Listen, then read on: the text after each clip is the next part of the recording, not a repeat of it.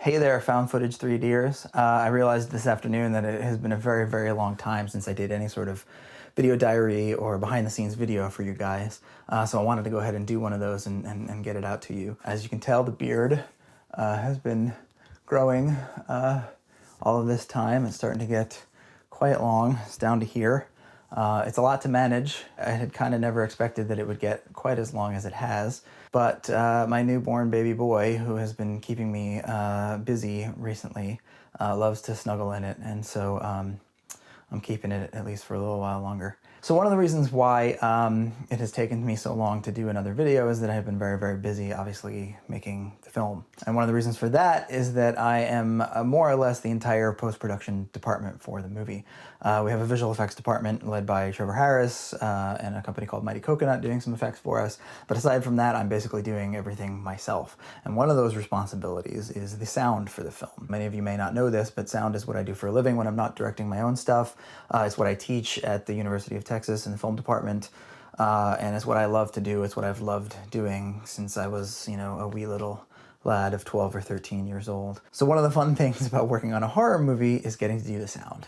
The sound in a horror movie is really, really a huge part of the experience, and so getting it right is very, very important. Today I'm going to be recording some sounds. I can't tell you exactly what it is or why it is that I'm recording these things. You'll get the idea when you see what I'm doing, but I don't want to sort of spoil or anything. But let's just say that one of the characters meets a particularly gruesome end towards the end of the movie, and we're going to be recording some of the sound effects that hopefully I'll be able to use for the sound of his death. If you look behind me, you will see various different fruits and vegetables. We've got some melons, coconut. We've also got a couple of rotisserie chickens. And here we have a hatchet and a hammer.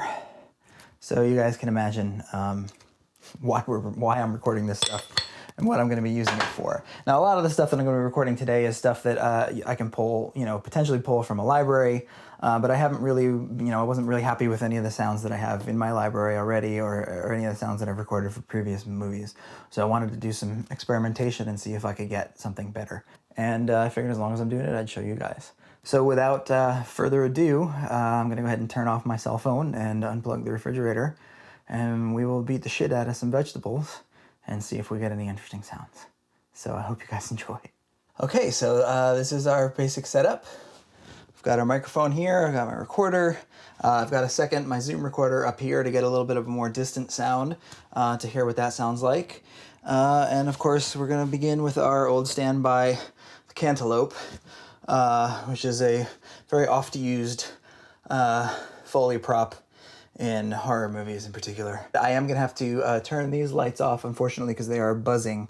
We need to get this recorded as cleanly as possible, obviously. All right, here we go. This is going to be a level test on the cantaloupe with the hammer.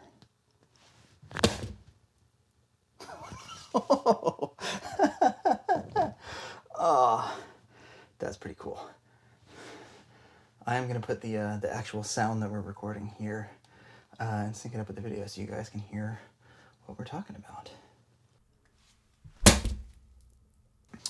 All right, this is going to be the cantaloupe with the hatchet, the blunt end of the hatchet. Jesus. All right, I'm going to try with the sharp end of the hatchet, see what that sounds like.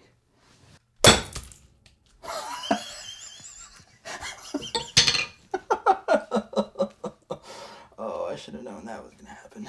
Well, that was not the sound I was looking for.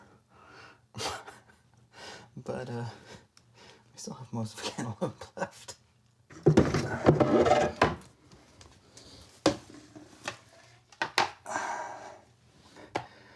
But this, you know what? I was going to use this to try to protect the floor, but I think as long as I do not use the sharp end of the hatchet, I should be okay.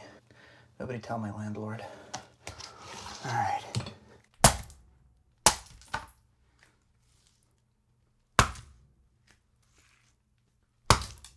Trying to find a balance between hitting it as hard as I can to really get a nice hard thwack and not running out of cantaloupe on this second hit, but also to get more of that sort of squishy sound, because if you hit it really, really hard, you tend to sort of lose the squishiness of it, which is kind of half the point of doing this to a piece of fruit like this in the first place. It's kind of throwing seeds everywhere, and I'm definitely hearing that too, so. Yeah, that squishiness, it's pretty cool. Squishiness is a very essential part of any horror experience. Ooh, that was a good one. Well, I think that about wraps it up for the cantaloupe. Next we're gonna go with, this is jicama. And I've never actually done this before. I am not sure at all what this is gonna sound like, but we're gonna try it and we'll see.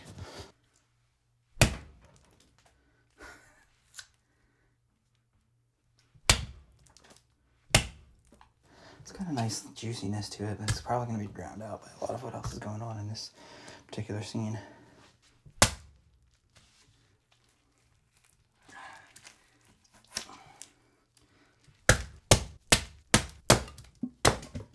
And that's all she wrote for the jicama.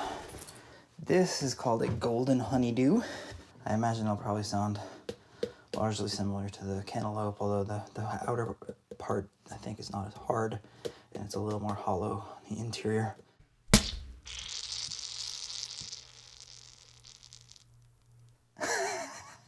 Well, not exactly what I'm looking for this particular effect, but one of the cool things about recording effects like this is that you can always reuse them. You can always go into, I'm sort of continuing to build up my library of gross, horror-y kind of sounds.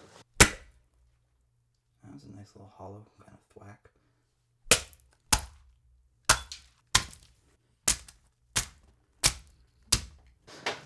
So, in addition to cleanup considerations, one of the reasons why I'm doing this in my kitchen is because this particular scene that I'm doing this for takes place in a very similar sounding space. Normally, if I were just doing this sort of for general stuff, or if I wanted to really be able to use this in a lot of other things, this room is a little bit live sounding, meaning there's a lot of sort of echo, there's a lot of hard surfaces, things bouncing off, and you get this kind of reverby sound to it. But that's what I'm actually looking for in this particular case. So, all right, so we're gonna move on to the vegetable family. I've been saving this one because to me, like in terms of the hardness, the hollowness, this is the one that sounds the most like a human skull. Not bad.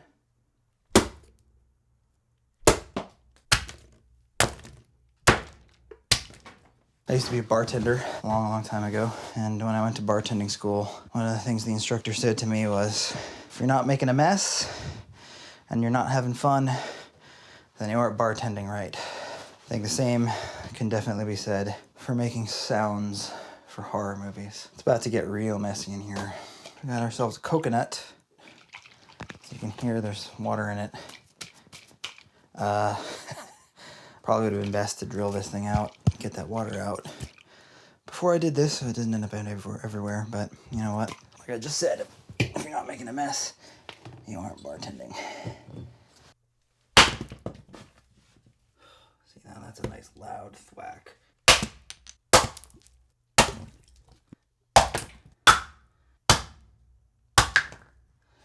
Oh, all right, well, we're making a pina colada. Okay, and last, certainly not least, we've got this. As far as all of the things that we've got right here that we have played around with today, this is certainly the one that is probably the closest to actual flesh and bone. I mean, it is actual flesh and bone. So sometimes, when you're recording sound, it's not necessarily that you want to get the actual thing that you're doing and record that sound, because sometimes that sound doesn't sound the way that you think that it would in your head, or the way that other movies have done it in the past, or it sounds a little wimpy, or it sounds just not right, which is weird because it actually is right.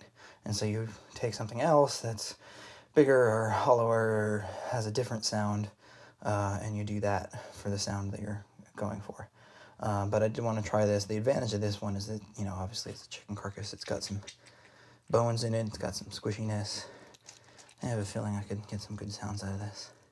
This is the HEB Mesquite Barbecue chef-prepared rotisserie chicken, in case anybody is, wanting to play along at home. See, that's got nice squishiness, but it doesn't really have any of the sort of thwacky hardness. Now, one of the things that we do with sound effects, of course, is I'm not going to necessarily find one sound effect that's like, oh, that's the perfect sound effect. That's exactly what I need. I drop it in and I'm done. Most sound effects, especially stuff like this, are layered about, from many different layers of stuff. So we might use the cantaloupe sound for the sort of hard, hollow, thwacky hit.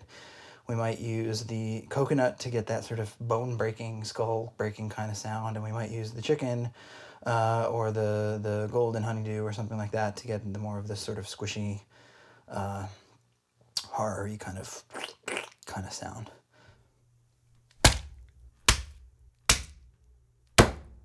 That's chicken number one, and as long as we're down here, we may as well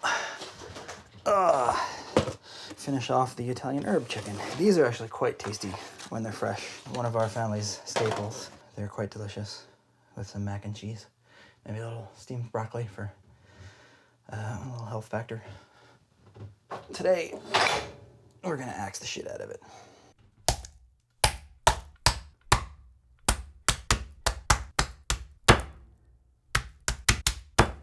All right, well, that's that. All right, so that about wraps it up for that particular endeavor. I will go ahead and take all of the sound files that I generated from this, and I'll bring them into the computer, and I'll drop them into my Pro Tools timeline and hear how everything sounds in comparison to sort of what's already there, and whether or not sounds need to cut through more, or whether it's too bassy or too trebly, and of course there's a whole mixing process. But this is the sort of raw gathering of sound effects part of the process. It's very, very messy, as you can see, and right now I have to make sure that I clean it all up before my wife gets home, because she will not be happy to see it.